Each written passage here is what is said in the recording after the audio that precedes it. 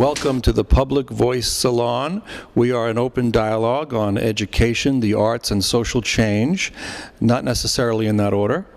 And we're gathered here at the Monroe Arts Center in Hoboken, New Jersey, in the town where Claudia and I live, Hoboken, New Jersey, with a group of artists here at the Hob'art Art Collaborative, which is the first art collaborative here in Hoboken.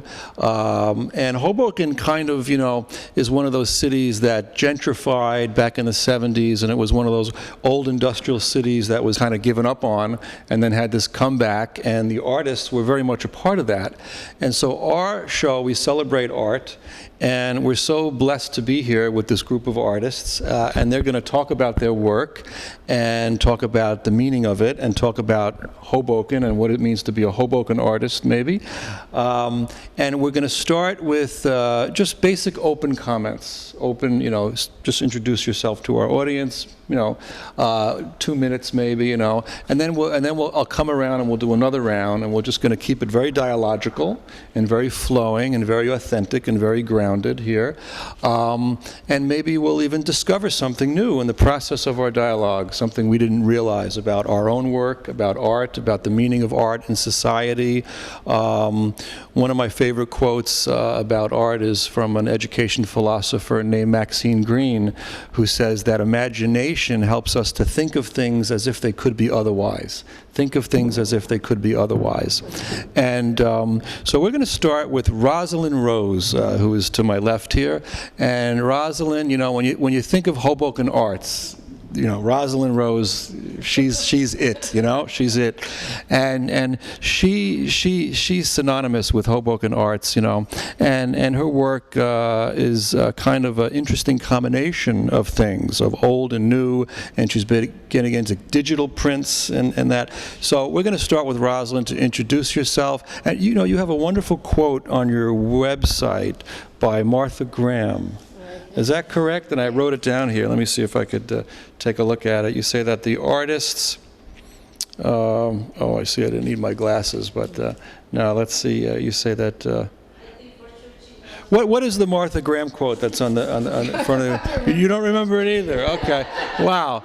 Has to do with that the artists, you say that Martha Graham says that the artists help us to feel more alive. Yeah, well, and basically, okay.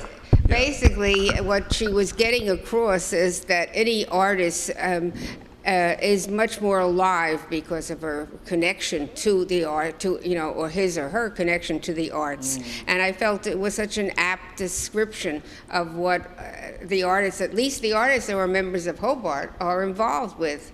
I wanted to add a little bit about our gallery. Yes. Hob'art, well, first of all, Hob'art started in 2002 as a vagabond gallery, and then when the Monroe Center was being got new owners, was being rehabbed, we approached them, and they very nicely gave us a gallery at a discount, as to back us and help us get started. And we've enjoyed being here at the Monroe Art Center. And but first of all, I have to say they were the founding group. We are among the founding artists of Hob'art, and we have stuck with it all these years, and we're not giving up. This is going to be, organization's going to go on for a long, long time, if not forever. Wow, that's a wonderful. Yeah. However, unfortunately, I don't have any of my art here, but basically, I'm both a fine artist and a photographer.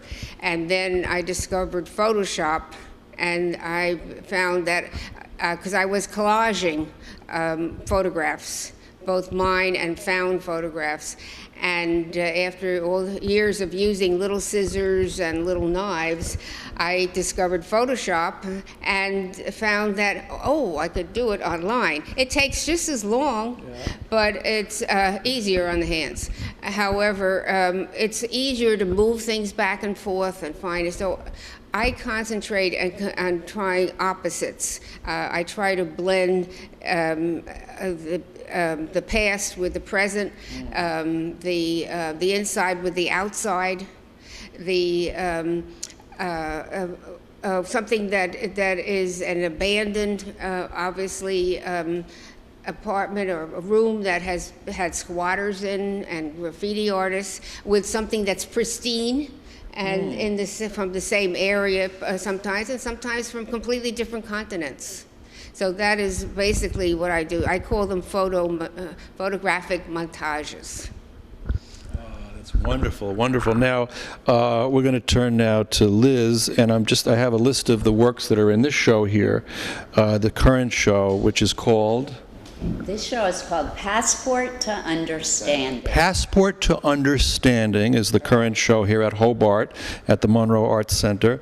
And you have works like, with titles like Goddess of Healing, okay, is one of your pieces here. You have a piece here, let's see here, called The Letter. And there's another one I like the name of it, Gathering of the Clan. Gathering of the Clan, because one of our interests in our show is to build community and to bring people together for connection and interconnection, and we believe in the dialogical process and intersubjectivity, and we think we're losing that in our culture today. We think it's become so fast-paced. So now, Liz, you have lived in Australia, you have visited Africa extensively. Talk a little bit about the sensibility of some of your work here, which is absolutely gorgeous to look at. Absolutely beautiful, and the colors are vibrant and beautiful, but also there is an indigenous aspect to this. Okay.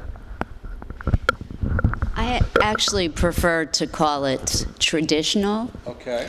Traditional. As opposed to indigenous. But let me talk about the name of the show first, because it really speaks to what you were beginning to address. Passport to Understanding was a title that Ibu Ndoye and I chose. He is the other artist in this show, because we believe that art supersedes and overcomes the barriers that keep people apart.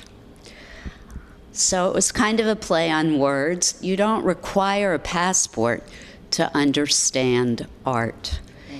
And personally, I like the title because I do what Ibu calls cross-cultural borrowing in my own work, because I am greatly influenced by the arts of peoples that I've seen from all over the world. And I'm talking about traditional people, like the Aboriginal people of Australia, the tribal art that I've seen in parts of Africa and South and Central America. So we're trying to show that people as different as he and I are can communicate through our art. And we love to show together because we believe our art not only speaks to the viewer, but the pieces speak to each other in their life right here in the gallery. So we'll try to figure out what they might be saying to each other, and it's a noisy. You can hard to sleep, right? But you know, you talk about indigenous wisdom now. This is something that I've been very interested in, and if you look at the history of the United States, it's one of the poor Indians. They were here first, and we came here, we kicked them out. Now we have to look at 500 years of this imperialism and what it's done, the havoc it's wreaked in Africa and South America, and we have to begin to repair that and to begin to be, to be more loving and caring and kind to each other. So with that in mind, we're going to turn to Ibu, who said he grew up surrounded by artwork and colors. And I found that very interesting. And Claudia and I have known Ibu over the years. We bump into him on these art shows that happen, the yearly art tours, whether it's in Jersey City. He's a fixture and a presence here in Hudson County area. So what is it about this particular show and about the indigenous knowledge that we're sort of lacking in our culture? We're trying to get back to that. And how could this communicate to people even politically? John, I think this show, mostly the title speaks for itself. Okay. And this show is a communion of ideas, colors, and concept. And we believe that there is no misunderstanding on this earth, but just poor communication. And then the fact of learning about another culture will only make you a better person. And that the culture we have, so we are trying to share it with the young generation to tell them that the world is one, we are all one. What affects one indirectly will affect the one directly. We can see what happened, the tsunami, when it happened, it affected the whole world, like 9/11. You can see Haiti, you know, everybody is affected. It means it's like one people, one community. But we are all different because of our own culture. Because culture is something really complex. It makes us different, and at the same time, culture itself is what unites us, as you can see over here. So we have chosen like this title, Passport to Understanding, because without communication, there is no understanding. And we have noticed that face-to-face communication is dying. We no longer have time for ourselves, and let alone for our neighbors and for our children. And that's why we call this show Passport to Understanding. And that understanding is not what we only talk about, but it's something we spread. And we outreach people, tell them and show them what is understanding. Because Liz and I have been collaborating for over 10 years. Because I'm among the founding fathers of this organization. You know, and through our collaboration, we have done a lot of workshop in homeless shelters, and after those workshops with the homeless people, we organize show for them, and they happened to sell their work, and they were very proud of themselves, just to show them that they are part of this community, and every single person you meet is important, has a role in community. Because I've been taught that in life, in community, everybody is a teacher and everybody is important. Even the foolish people you see on the street is important. Because the only way you can learn how not to be a fool is by observing him. Then he's a teacher. Is that an African proverb? Yes. And that, that reminds me, you talk about the foolish person on the street, that reminds me of the work of Mikhail Bakhtin, who is a literary theorist who talks about the importance of carnival and of the street clown and, people like that. But, I think those characters are kind of fading out, though, now. There's a play right now happening at the Cherry Lane Theater that Claudia and I are going to see. It's a monologue by Colin Quinn, where he talks about how New York now, where you don't see the kind of characters that you once did because of the rising rents and because of the commodification, and now you have to be a millionaire even to live in Hoboken, right? So everyone's going to become the same, right? Very boring and generic, and So how can art prevent that? I mean, Rosalind, you saw the transformation of Hoboken, right? Now here we are. First of all, this Monroe Art Center is gorgeous. We love it here. I mean, it's just so beautiful to be in here. And there's a new extension that sort of links to the buildings. That's very interesting. It has windows. You look outside. It's a very vibrant art space, but also we have to be really honest and say that this is on the edge of the town. And if you walk up Washington Street, which is the main thoroughfare in Hoboken, you'll see nail salons, you'll see bars, you'll see now this new proliferation of real estate firms, which they're popping up like all over the place. But you don't see any art galleries. There was a gallery once, right? Laura Santarelli came over from New York, and she was there for a couple of years, and I thought, wow, this is going to be a renaissance. But she packed up and left town. So what is happening? Is something in the oxygen here that people are, is it because of their lack of education, aesthetic education, that people don't appreciate the arts? Well, actually, I think the word is gentrification. Because when I came here in '85, it was still a artist community. I was lured here practically by other artists, and it was such a warm feeling. I never walked into a community where I was welcomed almost immediately. I mean, Liz called me. Though we had probably passed each other in various things in the gym, but we never knew each other. And she called me, cold call, and said, "I think Hoboken needs a cooperative gallery. Would you like to join me?" And that's how we started Hob'art. And she called a number of people that she didn't really know, some she knew, and some who gave her other names, and that's how Hob'art started. And we were so active, and we had so much backing by the city.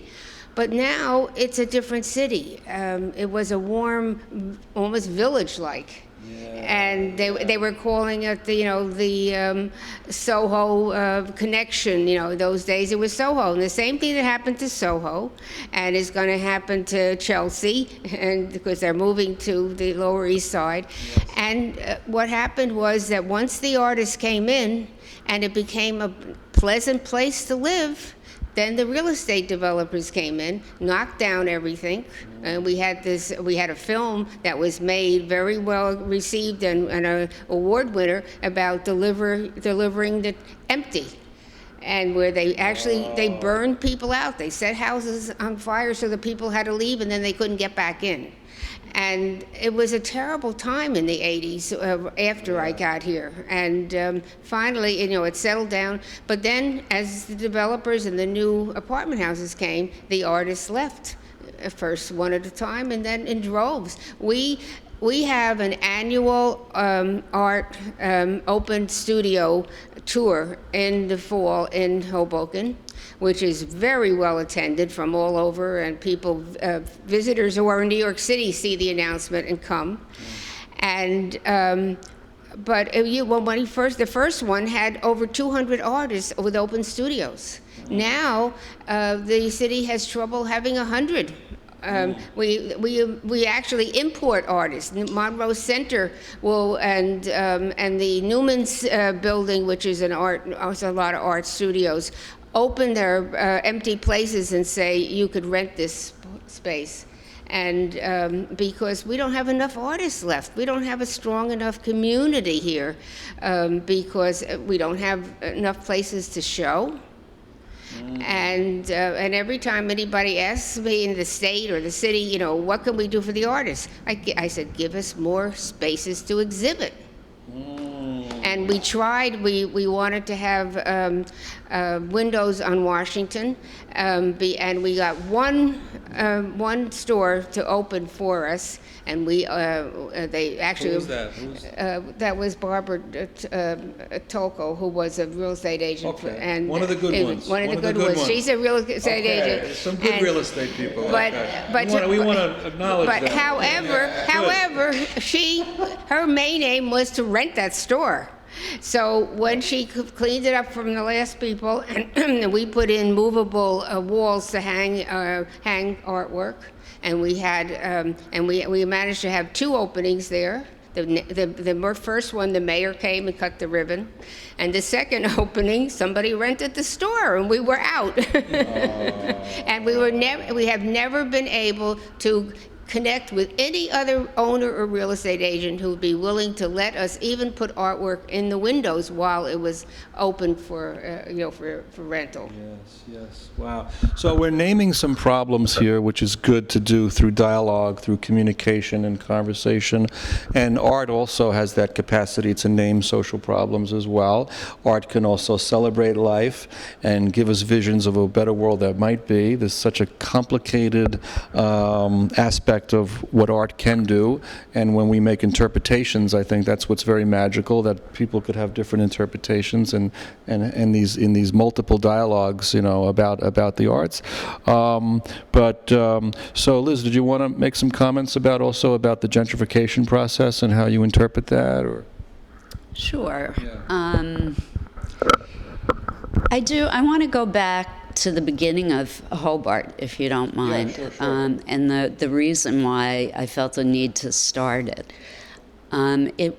I guess the main impetus was, as Rosalind said, that I felt there was nowhere for artists to show in Hoboken, and at that time, there were way more artists than there are now. But that was only half of my hopes and dreams. And the other part, the second half of our mission, is to do community outreach, to try and let the new folks who are coming into Hoboken know that there is still a vibrant art scene here. And so I'm hoping that the gallery, the longer it remains here, is going to become a popular destination place. And that people who might not ordinarily look at art or take the time to appreciate art will know that they now have a spot to go to look and learn. And gentrification comes and goes. It's part of the organic process of city life. And unfortunately, Hoboken at the moment is in the upscale gentrification part of its evolution, but I firmly believe that there will always be artists here. Artists manage to survive wherever they are. And as Ibo stated before, we have a message that's extremely important that we want to get out to the community, that art can change the world. Art can communicate its message to everyone. There's no language required. So we hope that the visual passion we artists have will be conveyed to other members of the Hoboken community. And I should say, too, that we have artist members from all over the New York metropolitan area. We even have a member from Cincinnati, Ohio. So our reach is pretty far and wide. I want to acknowledge that and say that, yeah, I mean, to have a space, it's important to have a, as they say, build it, and they will come, you know. So let's hope that this is an evolving process. But, you know, I think the other educative process would be, how do we educate people to really understand that art matters in society, and that if you want a community not to be boring. Now, I don't know who's running the city hall now and what their aesthetic imaginations are like. I don't know if they studied business or law or art. I don't know what, you know, I don't happen to know, really. But there are certain communities like Cambridge, Massachusetts, you know, and Berkeley, California, where if you go to the local cafes, you're overhearing intellectual discourse because you have intellectual people who are there. I don't know the quality of intellectual life in Hoboken per se. I want to turn to Ibu now, because you're also very strong in Jersey City, which I think is diametrically different than Hoboken. If you feel the energy when you get there, Jersey City is much more alive and vital in terms of the arts. I know Hoboken people are going to get mad at me, but I'm going to say it like I feel it. You know, when I go to Jersey City and I go to these cafes and I meet these really cutting-edge, avant-garde people like yourself, and I tell them I'm from Hoboken, I'm almost embarrassed, and they say, we don't even go to Hoboken anymore. It's like, you know, as far as the arts, you know. So I want to turn, I know you want to say some things, but Ibu, you are a force of healing, my friend, because you have two pieces in this exhibit called Healing, Healing 1 and Healing 2. And I see you as an agent of change and as a healer. So let's go back to the healing part and Hoboken versus Jersey City in terms of sophistication in the art world. Well, I'm going to start with the healing part, which is a collaborative piece. Yeah. You know, and I showed it at the university. This one. Yeah, I showed it at the University of Medicine and Dentistry in Newark. It's all about this healing, traditional healing process in Africa. Because people have a dilemma, like have problems between like modern medicine and traditional medicine. Some people believe like in the traditional medicine, others believe in like the modern medicine. So I'm in a family where like my grandmother was really involved in healing, which is something like really spiritual. Because I always wonder how can like only words, writings, and roots heal a person.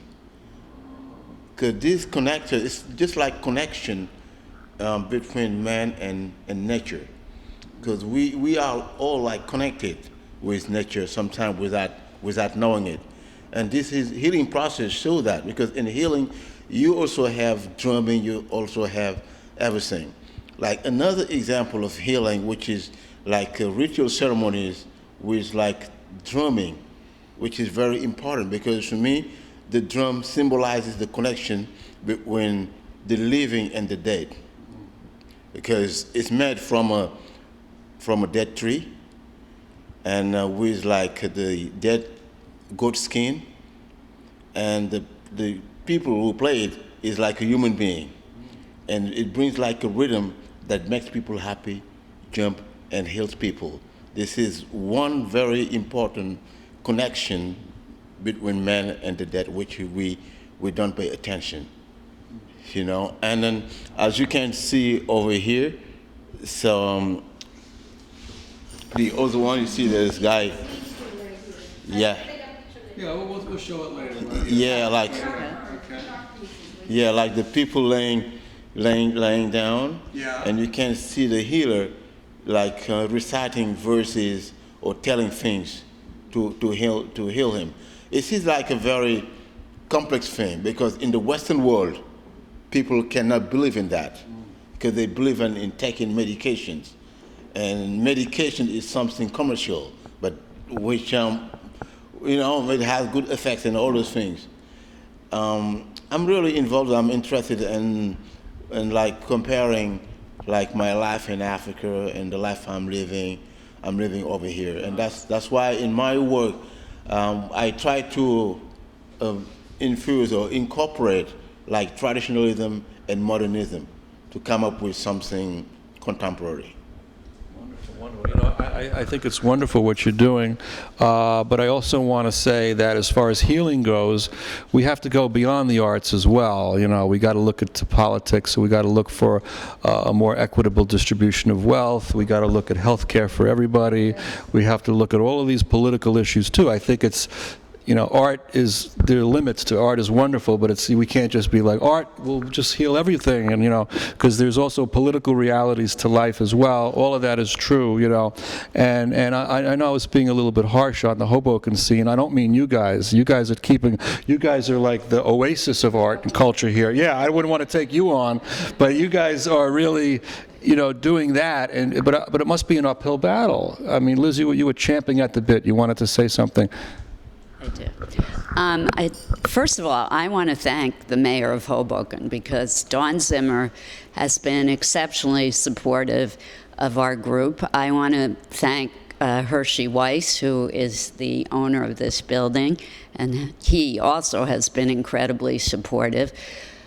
But that being said, it continues and was a struggle and continues to be a struggle to keep the arts alive and vibrant in Hoboken. And I believe that Hob'art is just a first step in that process. And we are the longest living arts cooperative ever in the history of Hoboken. So I have great faith in our ability. Right. Now, on the discussion of Jersey City and Hoboken, which is a fascinating subject to me.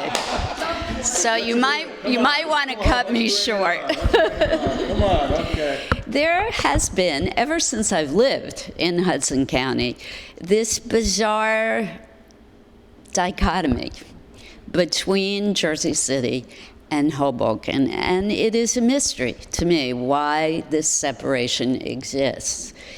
All three of us in this room belong to Pro Arts, which is Jersey City's major artist group, and we have shown in Pro Art shows over the years, many, many times over.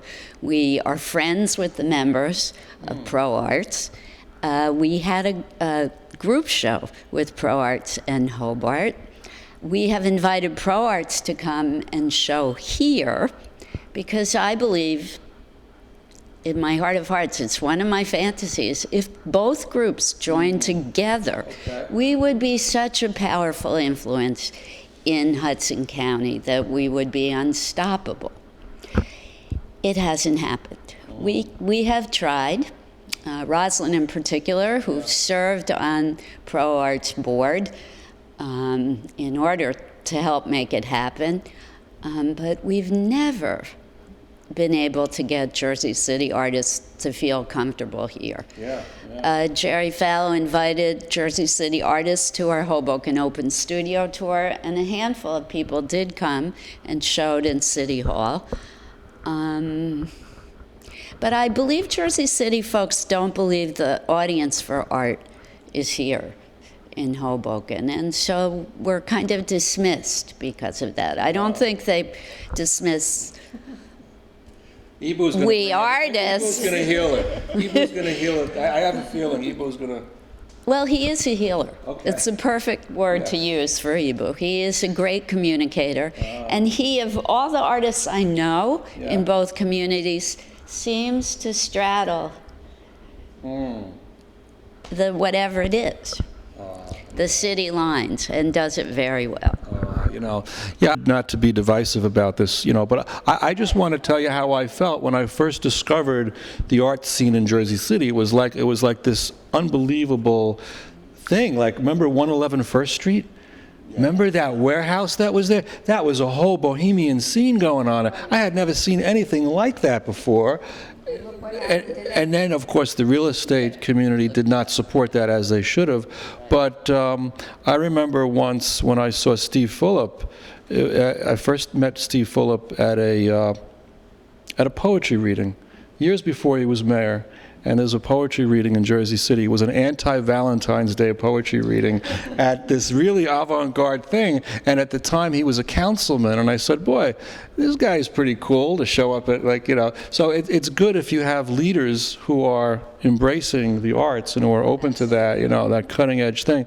But so I often thought maybe Hoboken could send a delegation of, let's say, political people over to Williamsburg, Brooklyn or something and say, look around, and then come back here and we can maybe do something like that here. So what do you think about that, Roz? Excuse me, that's a very good idea. But maybe we should approach Newark, because Newark is trying has decided on an art district. They are inviting the artists. I have gotten emails from them. Would I like to have a studio in Newark? But I have to say this much. When back in the 90s and early 2000 or 21st century, if you want, I would get announcements from a lot of other places, not like in Rahway, New Jersey. And in Kentucky even, I've got one. And you know what they said as part of their lure? We will be the new Hoboken. Because Hoboken was the place where the arts. Now, Pro Arts did start before us. They were a cooperative, but their main item was because they handled the annual art tour, and that was all they concentrated on in the beginning. But here, we were individual artists that came together, not only in Hob'art, but citywide. And if you went, in those days, if you went to the cafe or coffee shop in the morning on Washington Street, there were artists and photographers and writers, and we were chattering among each other. It was the most exciting thing at all in the late 80s and 90s. Is that just like the cafe life today? Right. Everybody on their laptops? No, not anymore. I mean, first of all, how many of us had laptops? But I mean, the alienation. did I have a computer even? And then all of a sudden, it happened because of the gentrification, because the people came in, they came to the art shows, they came to the art tour. I mean, we would have 5,000 people to the annual art tour. And they started to say, oh, this would be a great place to live, which they still do. And they still say they want to live in Hoboken. First of all, it's a tiny bit cheaper than New York City, for one thing. But it's still, but what's happened is now better. They're concentrating on living here and not enjoying the arts. This is also an issue of education, I believe, because our show also talks about education. My background is education. I have a master's degree in education from NYU, and I think one of the problems in our society today is that we're giving short shrift to the arts and humanities in our educational systems. So you really can't blame folks who played it safe, majored in business or marketing, and didn't get the kind of intellectual background about arts and culture so I think that's something that we need to create spaces to educate people about the arts, about art history and aesthetic education and how we can do that. And I think Ibu is a great person for that. Wherever you go, you sort of bring that. I've seen you in Newark. I've seen you all over this diaspora here, this Hudson County art scene. So I think it is a matter of education, and I want our show to be like a think tank here, and maybe we can collaborate with Hob'art going forward to have panel discussions and dialogues and bring people together. I have to put in a big plug for Jerry Fallow, because she was one of the people who was involved in Hoboken in the 70s with this Projected Images series, which was cutting-edge avant-garde cinema. They were showing movies at the Shannon Lounge in the back room, and now, so she helped to shepherd forward this culture. So you have good people there, and people like Lou Carbone, who I see him at the cafes or whatever. I see Lou is going to be a nice artistic discussion. So how do we, be a force of healing, change, go forward, educate, celebrate the arts? We want to be part of that with our show. So, I want to come back to the point to Jersey City art scene, because I can't say it's like a young blood. There are like a lot of young people over there in Jersey City, and there are also a lot of like subgroups. Like you have Kristen Goldman with the Jersey City Friday. And she's been running that. And she's been doing that for a house production, and she's been doing that like for years, and she's really successful in what she's doing.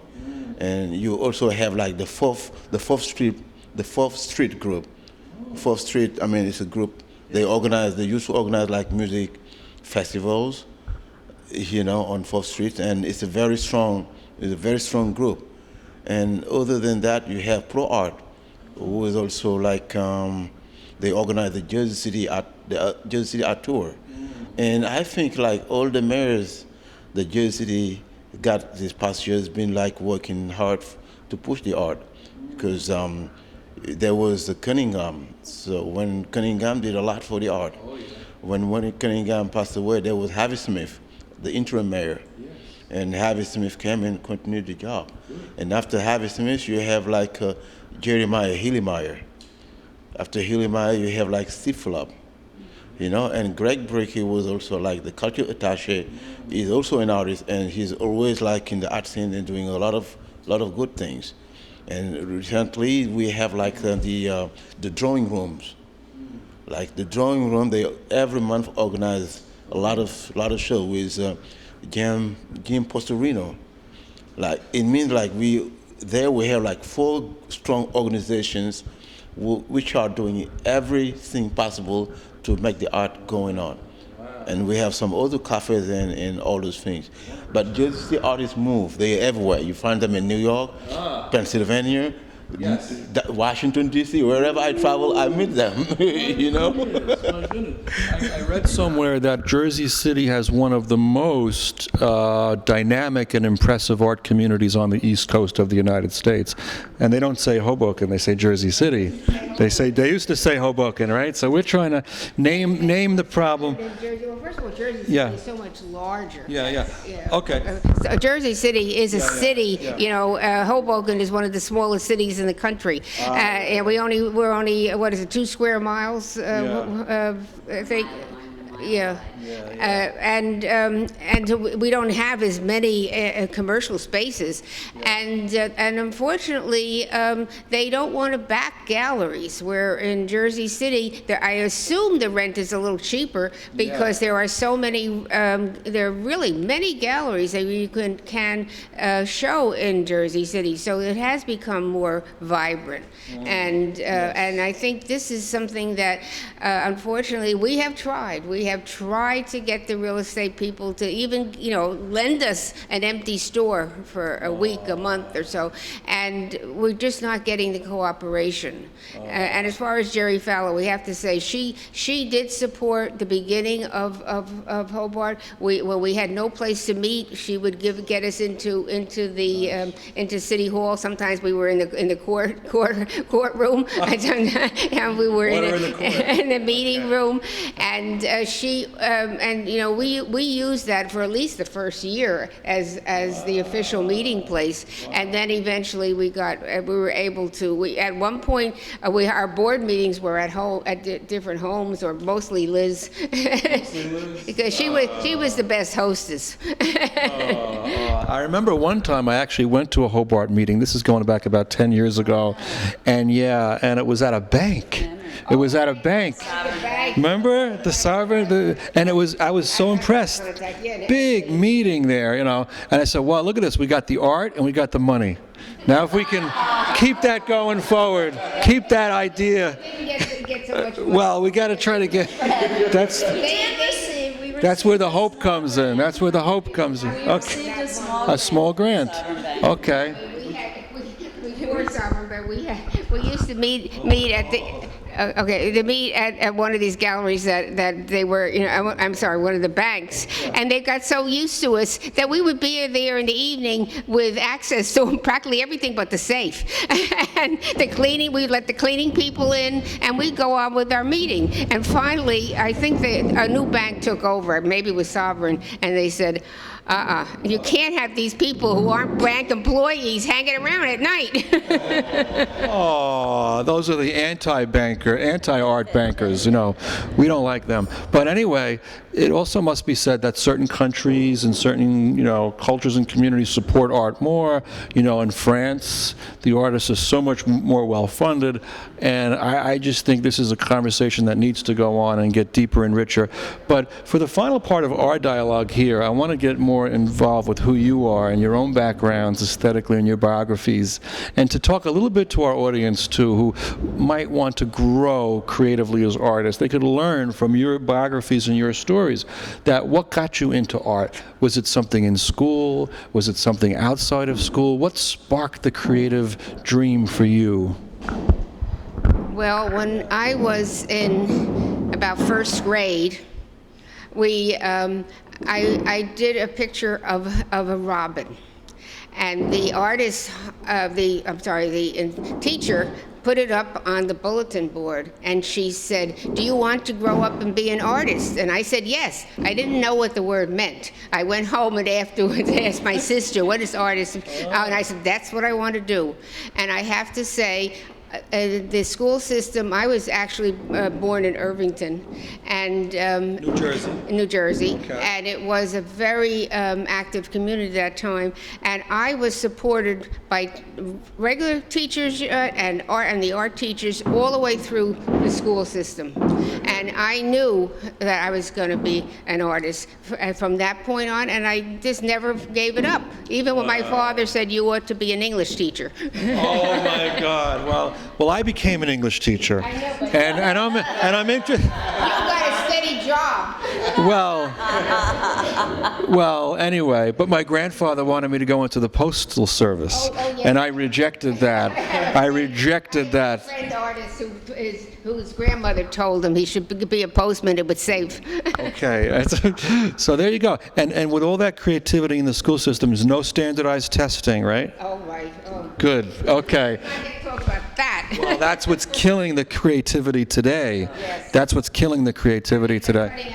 They're cutting out the arts, Yeah. music, anything to do with any type of art. I mean, it's a shame because the children need to express themselves. Yes. And it's really terrible the way everything's being so standardized. I saw Warren Buffett with Bill Gates and Melinda Gates on Charlie Rose the other night, and they were talking about education, and Bill Gates was talking about education, but he kept talking in terms of test scores. He kept saying, "Yeah, we're really making progress. We're getting the test scores up here, and the test scores up." He didn't say anything about art. He didn't say anything about creativity, and I wonder, that's Bill Gates is one piece of the puzzle, but we need the other pieces of the puzzle to come together here as well. Okay, so tell us, Liz, about your own creativity and when you decided that art was going to be for you. Very similar story to Rosalind's. I had apparently a relative whom I never met because way before my time, but he was a painter in the court of Russia many moons ago. So I guess it's perhaps in my blood. I had an uncle who was a professional artist, and I looked up to him my entire life. He did wonderful work. But what really got me hooked was my second grade classroom teacher who gave me my first watercolor set, and I've never looked back. I knew from that moment on that I was meant to be an artist. I went through stages in life where I thought I'd be a doctor and an artist, but art has always been for me. And the best part for me is that I became a teacher, an art teacher. And so I love listening to you talk about education as the key to opening up the arts to all people. But I taught in Summit, New Jersey for most of my professional life, and I taught very young children. I teach quite a bit with Ibu. We run workshops together. We've worked with all age children. We've worked with other abled children. We've actually worked with blind children, which was just one of the most eye-opening and thrilling experiences of my life, to watch how children who aren't even sighted create things with their hands that were so beautiful to look at, and to see the joy in their faces as they were producing. They absolutely loved what we were helping them make. So education really is the key. And I'm proud to say that it was my primary school teacher who got me hooked. Okay.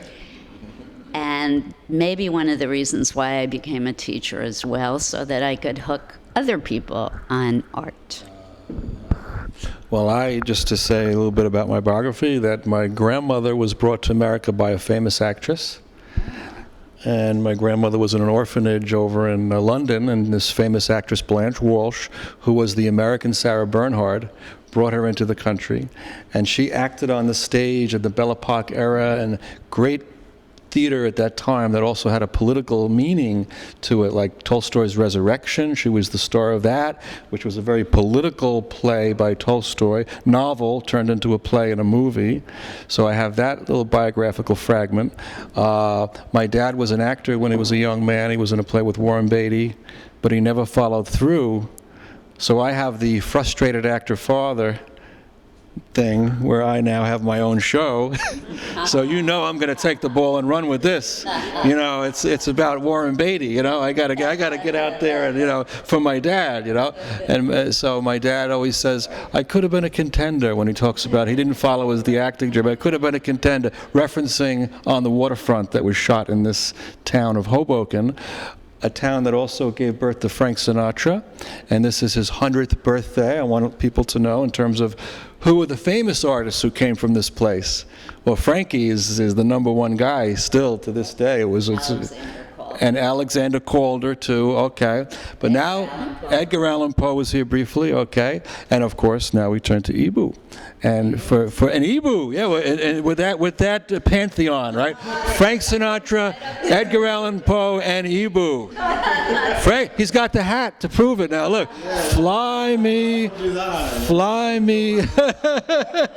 The best is yet to come, and babe, won't it be fine? Take it away.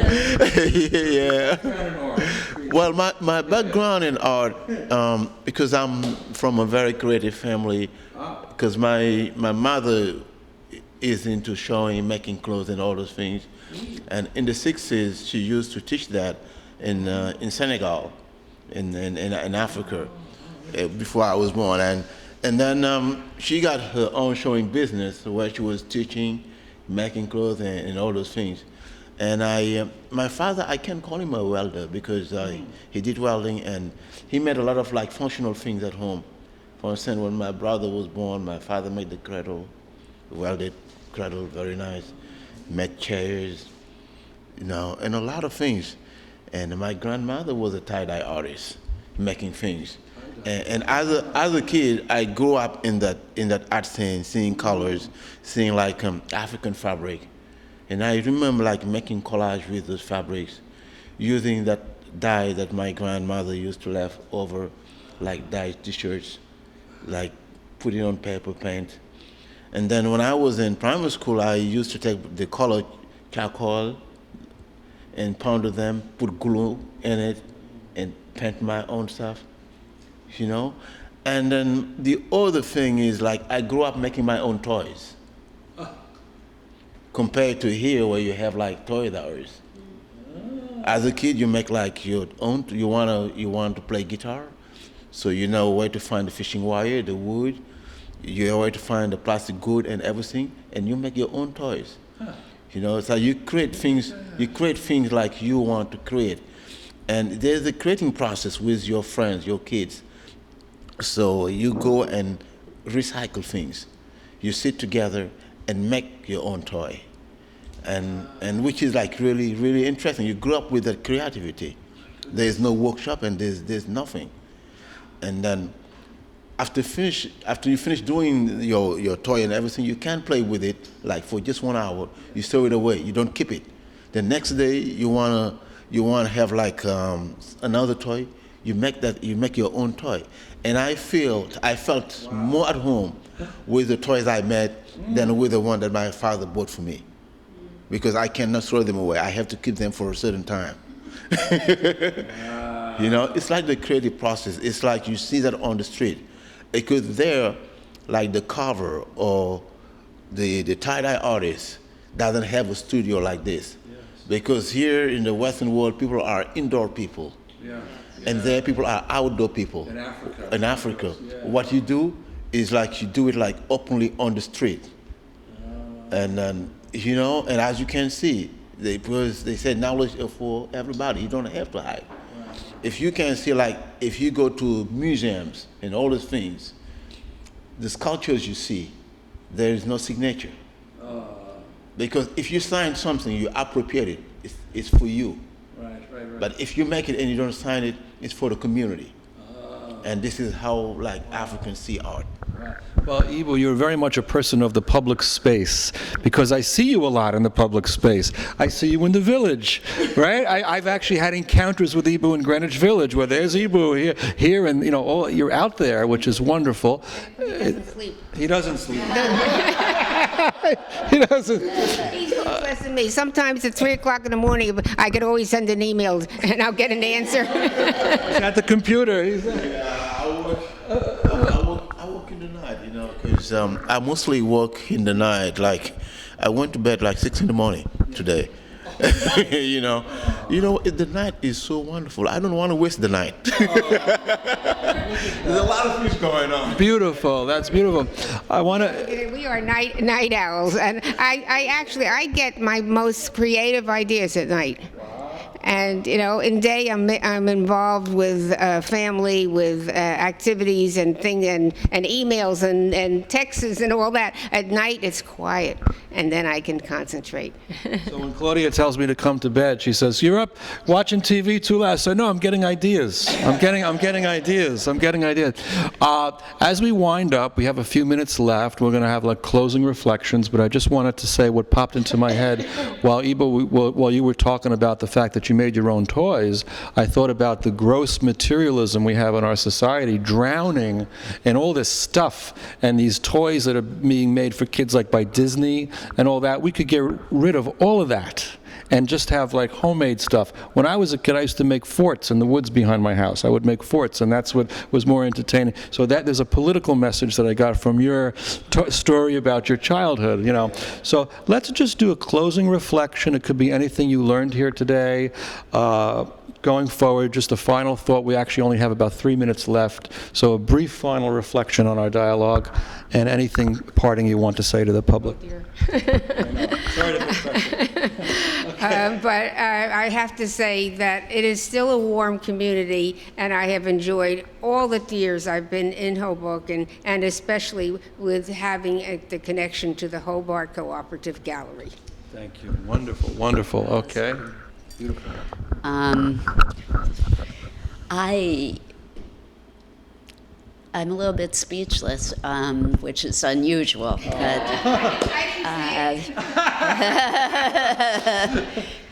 I just, in my heart of hearts, I believe that art will change the world. It is not the only source of change, but it is one of the most powerful sources of change in the world today. It's always been around. Yeah. As long as there have been human beings on Earth, we have always created. And Ibu's story of his childhood, creating art, that is what's essentially missing in much of our society today. And I can attest to that as an art teacher myself. Ironically, now we teach creative problem solving to children because they have been robbed of the ability to do it on their own. Well, dear artists of the world, keep on doing your art. People are saying art is expensive. Tell our public this. Dear artists of the world, keep on doing your art.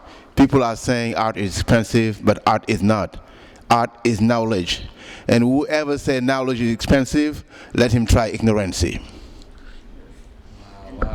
Knowledge is power, therefore art is power. Keep it up. On that note, from the Hob'art Gallery and the Monroe Center in Hoboken, New Jersey, with a wonderful group of artists here, thank you for watching us. Stay strong with your creativity, and have a good night. Hey. Oh wait, let's do it again. Okay, big round of, okay. Yay, round of applause.